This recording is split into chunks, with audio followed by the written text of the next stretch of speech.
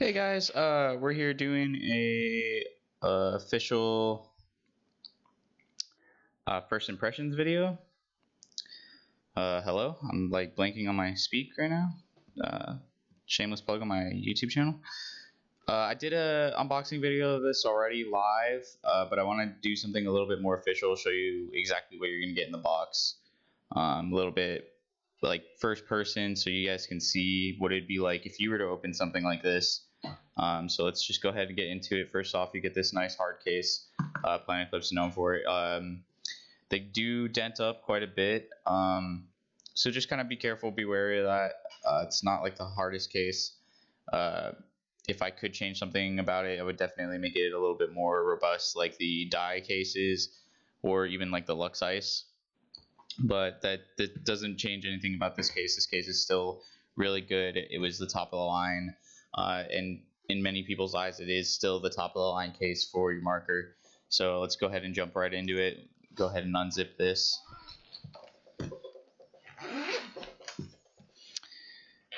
All right.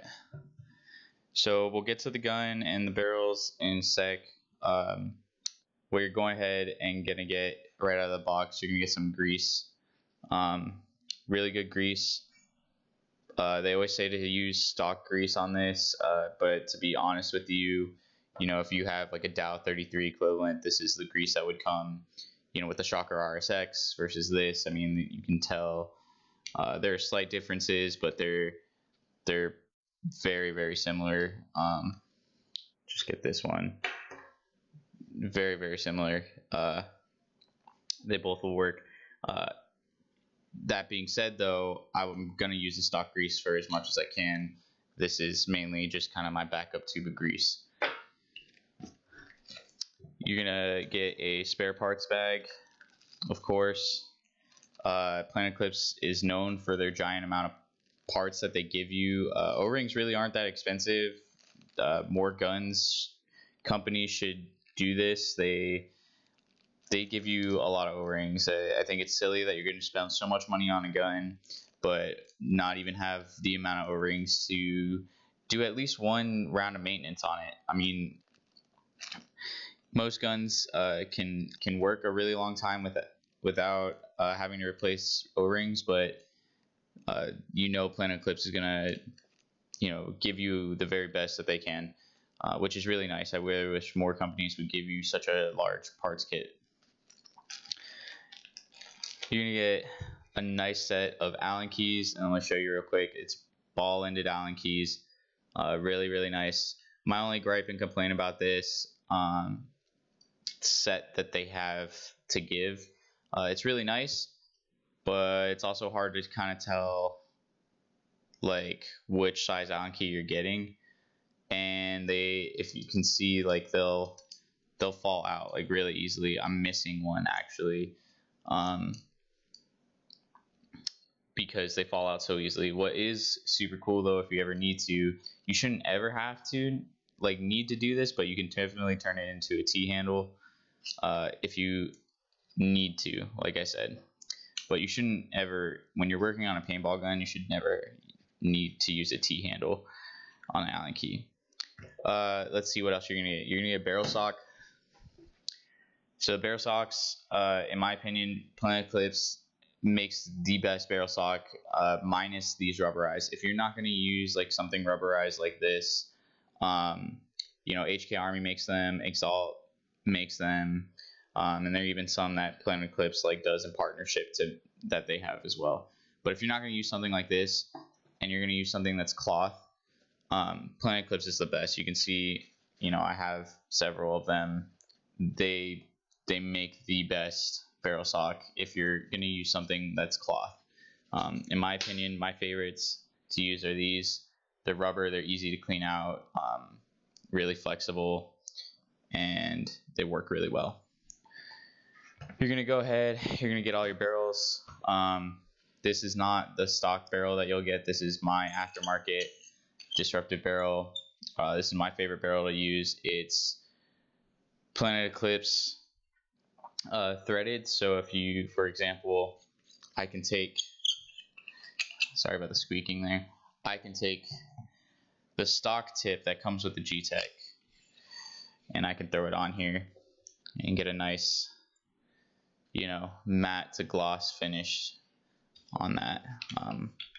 Been meaning to get a gloss back for the disruptive barrels, but so we'll go ahead and throw these aside. So since it is Planet Eclipse threaded, though, any reverse threaded tip and back, they'll be able to match. This is a stock barrel, essentially a shaft 4, possibly 5. The 5s are like the freak ready backs and stuff like that. It's reverse threaded, basically shaft 4. Got really nice porting on the tip. Way better than like their old E-Tex and G-Tex and ETHA is and I'm talking about old ones, not the recent ones. They've been doing a really good job about making sure the porting's a lot better. So we'll go ahead and set this aside too, and you're getting last but not least, Planet Eclipse is one of the only companies still doing full color manuals. Actually, I'm not even sure if this is full color. It's not full color. Interesting. But they're one of the only companies even giving you a paper manual, honestly. This is kind of like a first. It's half the size and they used to come. They have a lot of maintenance videos up on their YouTube channel, etc., etc. But yeah, not a lot of companies now just give you that one piece of paper as a startup guide, and then that's it, and then you have to go online for the rest. And to be honest, like on the field, it sucks. It's convenient when you're at home and you're trying to figure out things, but let's be honest, like most guns go down on the field, not when you're just like at home. So unless you have a backup gun, you're kind of out of the game unless you can somehow access internet, which sometimes is not possible. Like in my local field, I don't really have a whole lot of access to the internet. I don't get any sort of connection. But so it's nice that they have this. Now we'll get to the gun. It's the Gtek 160R custom anodized. It is gorgeous. It does have some upgrades. The blade trigger does not come stock. You will come with this scythe trigger, scythe trigger. It's really nice kind of system how they, basically it's just like a little shoe and you just replace the trigger. I personally like blade triggers over scythe triggers. I just find them easier to use, but it's all personal preference when it comes to triggers. Now I also have this Inception Designs feed neck anodized to matched, and I believe so. The owner, previous owner, told me I believe it was Blizzard anodizing. So if you want like a beautiful ano like this, Blizzard anodizing, hit them up. I also know that Aesthetic Customs does really nice anodizing as well. They do all the Houston Heat Luxes in partnership with Contract Killer as well. But I have this Inception Designs feed neck I want to talk about a little bit. I think it's a really good feed neck. The only reason I have the stock one on there right now is my feed necks on my hoppers are a little bit too large, so they like stick out the top. So until I get them shaved down a little bit, I'm going to use the stock one. But I do definitely want to switch over to this one. It's just so low profile. It'd be silly for me to not use this. It just, when I put it on there, the little lip that this attaches onto sticks up a little bit, and then my hopper is sticking up. So it's basically at the same height anyway. So I'm going to have to shave down my feed neck hoppers to be able to use this. I love Inception Designs. I love all their products. So I definitely want to use this. Now let's get more into the gun. I've already shot it. Let me tell you, it shoots amazing. We'll throw the stock barrel on there for right now. Looks pretty good. Actually, you know what? We're gonna throw my go-to barrel on there. Also looks really good. So What do I think of the Gtek 160R? Honestly, especially after shooting it, I can tell why Planet Eclipse has gone to the Gamma Core. It shoots really, really well. For the longest time, I avoided Planet Eclipse spools. They were not my favorite. I love shooting Luxes, DMs, um, pretty much any other spool besides for Planet Eclipse. I didn't really like the Geos or the IV core. Granted, the IV core was brilliant and it shot great, um, but I wasn't the biggest fan of it. I'm not gonna lie, I just didn't like the way it shot. I thought that there was way too much kicking involved in it, for it being, supposed to be like a spool valve. My LV1 shot smoother than my Geo 3 with an IV core. To me, that just doesn't make any sense. But yeah, so with that being said, I can see why they all went to using the IV or the Gamma core. The Gamma core is amazing. It's durable. It's efficient. It's really, really smooth. The first time I shot this gun, I used my smaller tank, which if you've been playing paintball for a little bit, a smaller tank, if you're not holding it super tight, you're going to feel a little bit more kick. And this thing was buttery smooth. I'm very impressed by the shot quality of this, especially, this wasn't even their high end. Now they have the CS2, which, I mean, let's be honest, you take away this AT pipe, right? And you make the gas go up the grip frame, like this is basically a CS2, right? Better LCD screen, maybe a little bit better ergonomics, but this is a CS2 in my opinion. It shoots phenomenal. Another thing that you won't get with the stock Gtek 160R, by the way, is the Pops ASA, but this is this to me is a no-brainer upgrade. It's so smooth, so easy to just air your gun on and off whenever you want. But trigger's nice, got a lot of adjustability. The board is fantastic. The LED in the back is bright as fuck. And excuse my language there, but it is super bright. You're definitely not gonna not be able to see what's going on, at least with the LED. The board is really nice too. I wish, maybe there was a little bit more adjustability, but it works really well. So, and honestly, most of the time people set it and forget it. I currently have mine on NXL.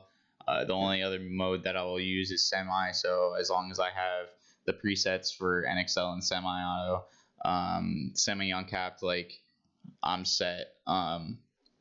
So I'll never have to really mess too much. Another cool thing about these is the Gamma core is that it's dwell insensitive. So really, no matter what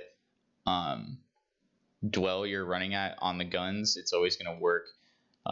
That's really the reason they've been able to make mechanical guns out of it, is because this gun cycles fully with every, like solenoid burst of air that it gets. So like, no matter what, one trigger pull is going to be a full cycle. So it's going to go out, shoot the air, and then cycle back. It's just brilliantly designed like that. And like I said, it's ultra reliable.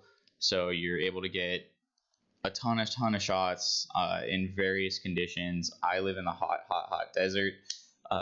So it's nice for me knowing that if I ever have to go somewhere we're in a really cold environment, I'm really not going to have to do a whole lot to this gun to make it work. In fact, I might not even have to do anything at all.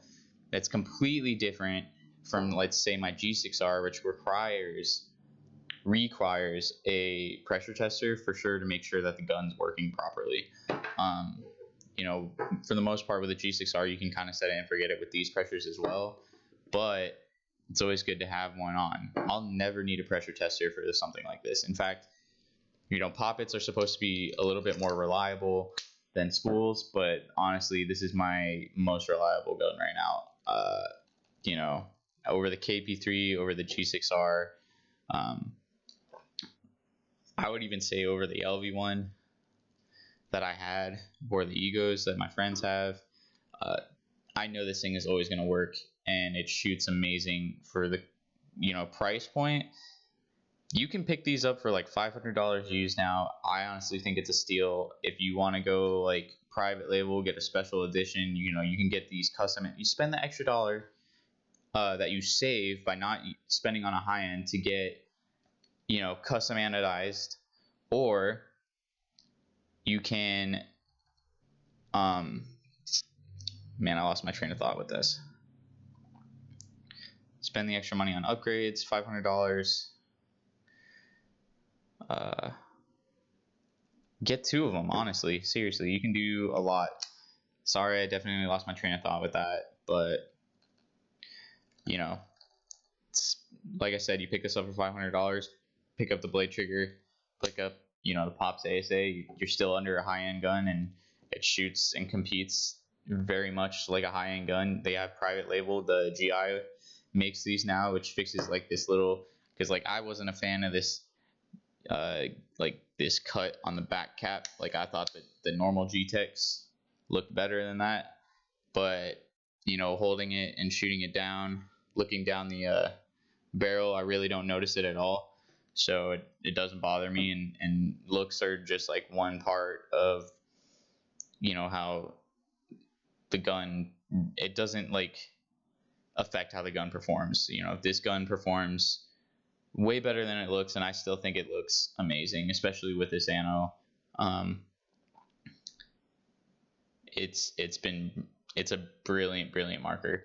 I would really honestly say my only gripes with this marker is, I don't believe that it's a toolless or a wireless disconnect from the frame. I haven't gone that far into it. Like I said, this is more of a first impressions video rather than a full review. I pretty much already know my opinions on it, but I still need to play more with it to form a final opinion. But so far, my biggest gripes are going to be the board adjustability. I think it's cool that on the normal Gteks you don't get the OLED display, and on this one you do. But I really think that they should make the OLEDs a little bit better. It's a $100 upgrade. There are OLEDs out there in guns that are cheaper than this that will wipe this out of the water, and I think that's kind of ridiculous. And then my last and only gripe about this is really the AT pipe. I'm just really not the biggest fan of the AT pipe. I'd much rather have like I'd much rather have a macro line, because it gives me options to hold my gun a little bit lower and not really have to worry about hitting my thumb on any of this. Like, it never happens. I just to me, it just bothers me. When I hold it, I don't feel it, right? But when I'm looking at it, like, the AT pipe just bothers the hell out of me. I much rather see it without an AT pipe. Without, like I said, without an AT pipe, it's pretty much a CS2. And like, they thicken this grip frame here. I'd much rather have like the thick grip frame going up and then into the regulator, like they did with the CS ones, than have the AT pipe. The AT pipe, there's nothing wrong with it. Like I said, it's honestly just a personal gripe that I have against Planet Eclipse. I just think the design is stupid. I really do. I think there was nothing wrong with the macro lines. So if you're gonna like get rid of a macro line, just go gas through. Why? I don't understand this whole concept here. It just doesn't make sense to me. But other than that, like I said, I'm excited to use this way more. And then once I do get to use this way more, I'll give you guys a full review. But so far, this is my favorite gun that I've ever owned, and I've owned quite a bit of different guns. So yeah, I'm excited to give you guys some more gameplay of this for sure. All right, thanks for watching.